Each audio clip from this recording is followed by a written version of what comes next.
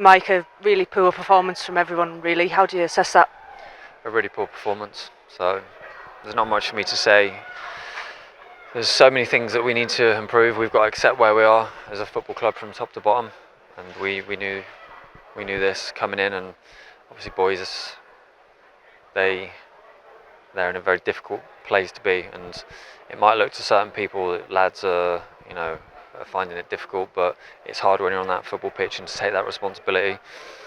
But we've got to find a way, and that was unacceptable from top to bottom, like you said. And the fans that came, all the way down here, travelling miles, hundreds of miles, sacrificing, that was unacceptable. So for us, we've got to accept where we are, and we've got a lot of work to do. Lots of unforced errors, misplaced passes. We just didn't really make Wimbledon have to work for it. Yeah, no, and the first half was, I don't think we picked up a second ball, won the first contact. It was we looked nervous. We looked as though we didn't want to play forward, and then when we did, we made bad decisions. And look, this is collectively, this is me taking responsibility from top to bottom. There is no hiding anything. The standards were so far off it, and we've got to make sure that we drive it. But we'll do it together. Those boys are hurting in there. They've given everything they possibly can. Professional athletes don't go on the field and give less than everything they've got.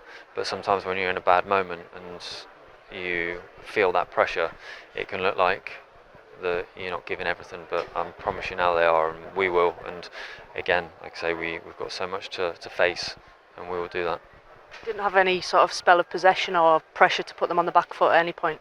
Well, I thought we did in the second half. I thought we actually had 5-10 minutes when Callum Guy came on. I thought he calmed everything down. I thought he had that bit of quality to come to a hostile environment like this and not be kind of flustered. And obviously he's got a lot of experience in that sense. But yeah, up until then we didn't. You're right. We kept turning over the ball, and then when we did have a good passage of play, decision making.